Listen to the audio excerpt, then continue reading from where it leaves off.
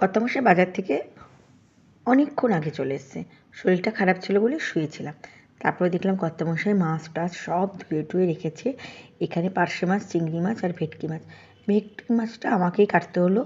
তারপরে উঠে কাটলাম, কেটে ভালো করে ধুয়ে রেখে দেবো। আর এখানে ফুলকপি আলু দিয়ে ভাবলাম ভেটকি মাছটা করি।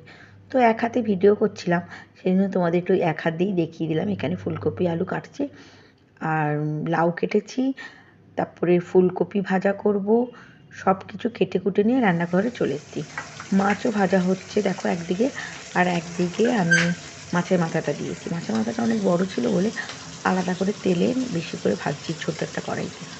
তা না হলে অনেকটাই তেল দিতে হতো, ওই কড়াইটা ছোটো বলে মাথাটা ভাজতে সুবিধা হবে। আর এদিকে মাছ ভাজা করছি, এইদিকে সব সবজিগুলো আমি ধুয়ে নেব। মাছে একটু নুন হলুদ মাখিয়ে রেখে দিয়েছিলাম অনেকক্ষণ। তারপর ভাল লাগছিল না, অনেকটাক্ষণ বিশ্রাম নিয়েছি। তারপর ভাবলাম না, এবার উঠে কাজে যাই। দেখো ফুলকপি আলু টালু কাটা হয়ে গেছে, এখানে লাউ কেটে রেখেছি।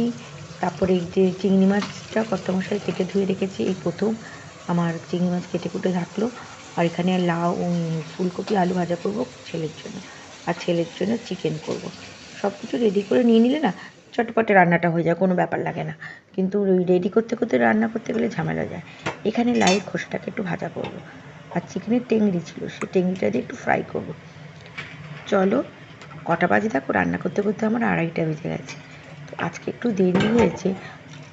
রান্না করলাম, রান্না করে একটুখানি গোছাতেও হবে। এখানে বটিটা ধুয়ে টুয়ে নিয়ে জানালার উপরে রেখে দিই, জলটা ঝরে যায়। কিন্তু আজকে রান্না করবো ভেবেছিলাম অল্প করব, কিন্তু হয়ে যায় জানো, এক একদিন মনে হয় কি অল্প কোটাই রান্না করব। কিন্তু যখন রান্না করতে চলে আসি নানা রকম সবজি দেখলে মনে এটা করি ওটা করি সেটা করি, আর এই ভেবে ভেবে অনেকগুলোই রান্না আমার হয়ে যায়। যাই হোক, চলো একবার কী কী রান্না করলাম তোমাদের সাথে শেয়ার করে দিই। এখানে দেখো হয়ে গেছে ফুলকপি আলু দিয়ে মাছের ঝোলটা হয়ে গেছে।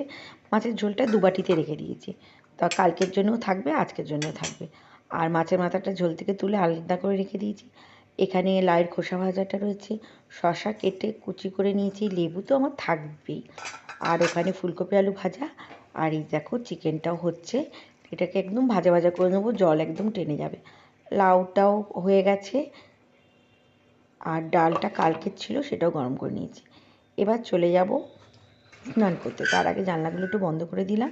এখানে বাসন টাসন রেখে দিই, জলটাও ঝরে যায়, সুবিধা মতো আবার রেখে দিই ঘরে। আর দেখবে কটা বাজে, চলো এখন বাজে 2:35 কমপ্লিট। স্নান পুজো দিয়ে চলে এসেছি। এবার কর্তামশাইকেও খেতে দিয়ে দিয়েছি, আমিও বসে পড়বো। ছেলে যখন ঘুম থেকে উঠবে সে খাবে। ও আবার যখন উঠবে তখন খায়, আমাদের সাথেও খায় না, ঘুমানো থাকে। আর আমার তো জানোই, সবাই যারা জানো আমার পুরনো বন্ধু, আমার খেয়ে দিয়ে একটু ঘুম চাই। চলো তাড়াতাড়ি খেয়ে একটু ঘুম করে নিই।